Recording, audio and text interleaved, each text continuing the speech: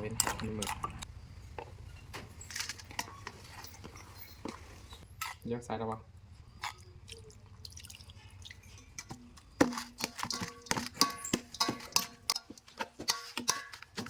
จิ้มดู อุ้ยจะมาย่อลายเดี๋ยวได้ ส่วนกินไปเลยกินไปเลยกินไปเลยโอ้ยเบิ่งโทรทัศน์เฮ้ยเอานะกินแล้วเบิ่งหมูคักโอ้ว่าทางผุดกินแล้วจังเบิ่งกินข้าวกับเบิ่งไว้นะปิดก่อนนี่แหละโอ้จินเบียเห็น ไปลุยแซ่บบัดนี้เฮานี่แหละจังพักเสียงดังเอา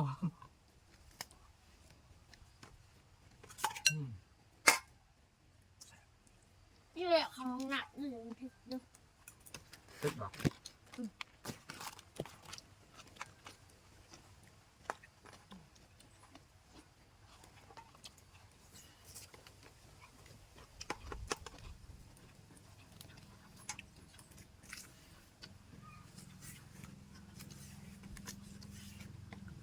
กินจะต้องนำเอาป่ะ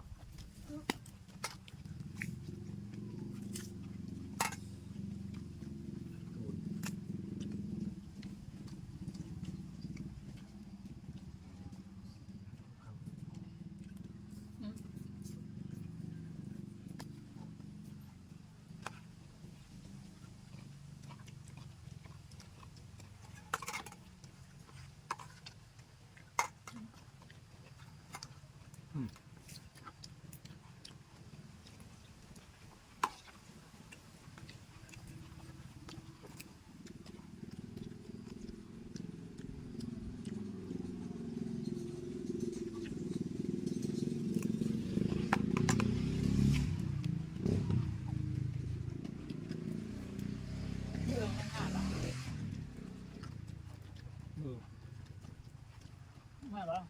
อันนี้เห็ดนะ มาเอาอย่าง พับแบบพับ นี่ผมว่า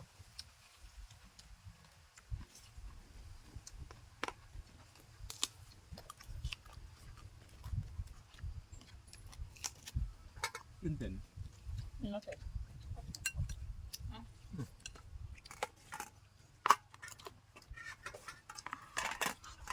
มีอาหารมาแก่งเสียง มันแสบแต่แบบ โมเมนต์เขาตก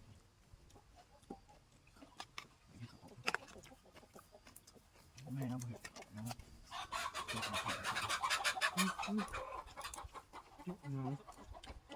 นั่นนี่มากอยากมาว่าหอมมาเจอกัน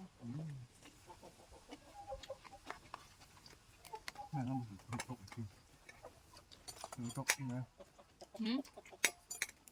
ตก น้ำแม่โบเฮ็ดต้องกินแต่เฮ็ดแซ่บลูกจะให้เจ้าเฮ็ด ให้ออกกระแสพูดกันตอนเสาร์พอตอนแรกไงตอนเสาร์แม่กินเอาไว้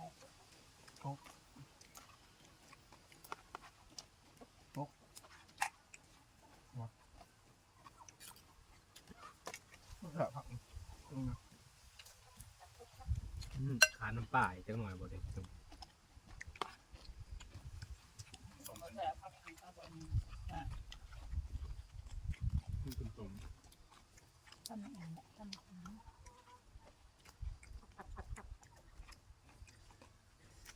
เผ็ดเนี่ย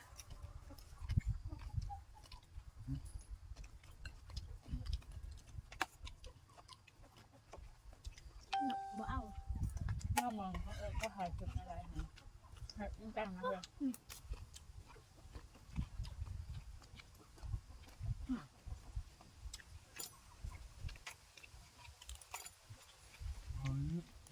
ปากกระโดนเหลืองเลย ผักแสบ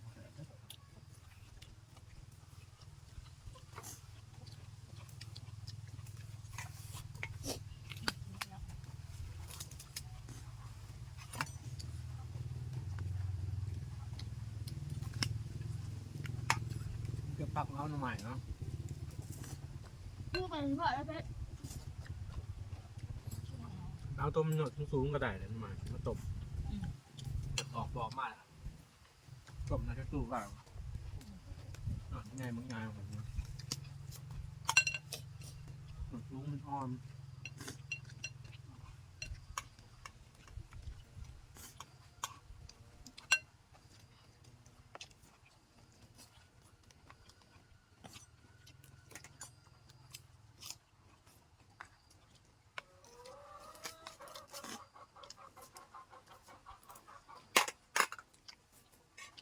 เท่าไรจอย ดอก